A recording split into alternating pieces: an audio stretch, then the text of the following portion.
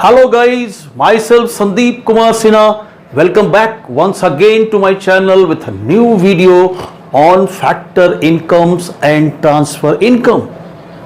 These two terms have a special significance in national income accounting.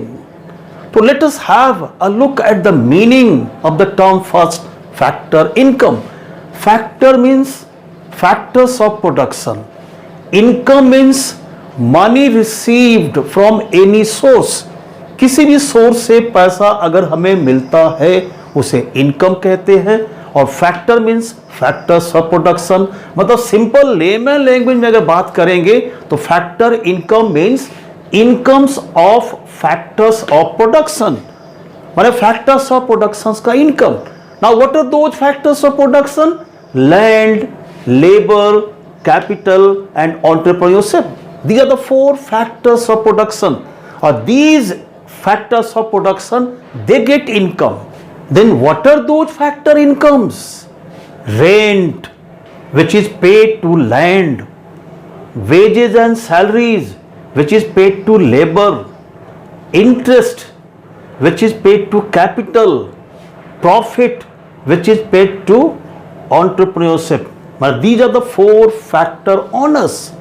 And they get money income. अब सवाल ये उठता है कि जो भी ये फैक्टर ऑनर्स ये इनकम रिसीव करता है, rent, wages and salaries, interest या प्रॉफिट, क्या मुफ्त में मिलता है? नहीं. देन व्हाट दे प्रोवाइड और इन रिटर्न, इसके बदले ये फैक्टर ऑनर्स क्या देते हैं? तो they provide there productive services. तो जो भी सर्विसेज ये फैक्टर ऑनर्स देते हैं प्रोडक्शन यूनिट में प्रोड्यूसर्स को, तो इनका ये रिवार्ड है, ये कंपेंसेशन है. It means all these are rewards और compensation paid to the factor owners for the productive services rendered by them in the production process. Production process में जो भी ये अपनी सर्विसेज देते हैं ये फैक्टर ऑनर्स, उनके बदले जो ये इन्हें रिवार्ड मिलता है या कंपेंसेशन जो पे किया जाता है, इसे कहते हैं फैक्टर इनकम्स. मतलब इसको कैसे हम डिफाइन करेंगे कि those money incomes received by any person in return of the productive services rendered by them are called as factor incomes. Means factor incomes क्या है? Money income received in return of the productive services. जो services हम देते हैं production houses को, production units को, उसके बदले जो हमें मिलता है उसे कहते हैं फैक्टर इनकम. मतलब फैक्टर इनकम को हम कह सकते हैं कमाया हुआ इनकम है, एक ऐसा इनकम जिसके बदले हमने एक सर्विस दी है.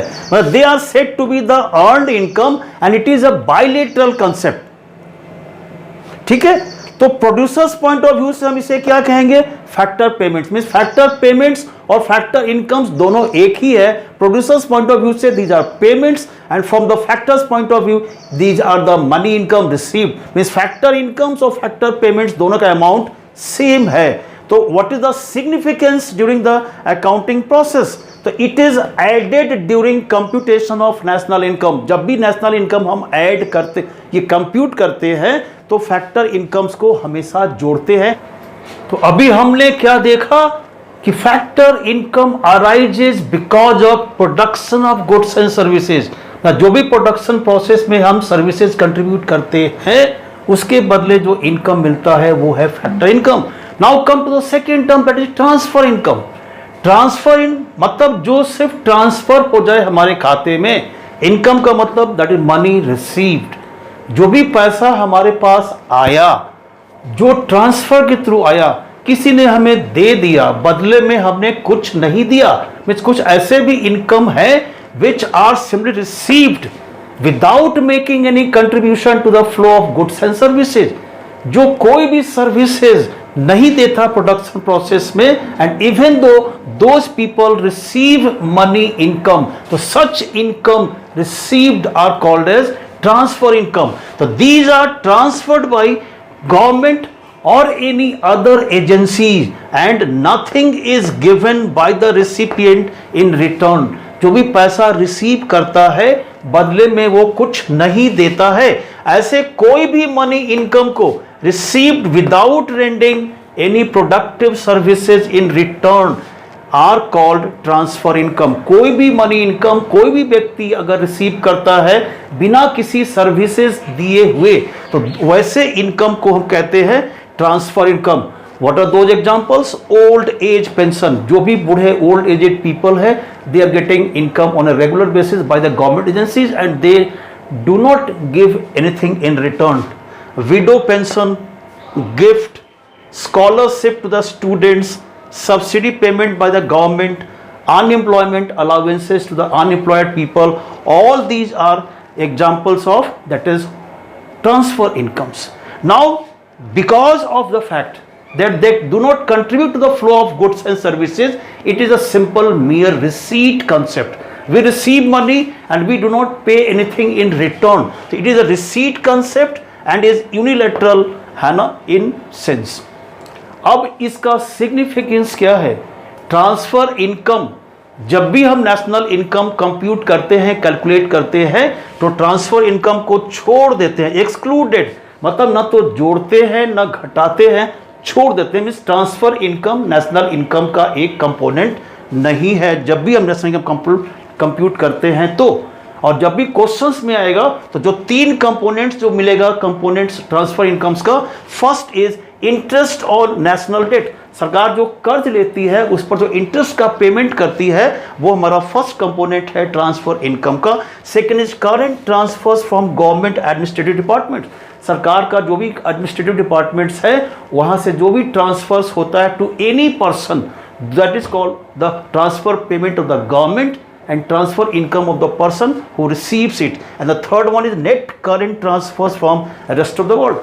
हम जैसे कहीं भी कोई दूसरे देश में विपत्ति आती है तो हम भी यहाँ से डोनेशंस, चैरिटी, सामान, खाना, कपड़ा भेजते हैं, वैसे ही बाहर से हमारे पास भी डोनेशंस आता है। इन दोनों का जो डिफरेंस है वो है net current transfers from rest of the world, that is third component of transfer income.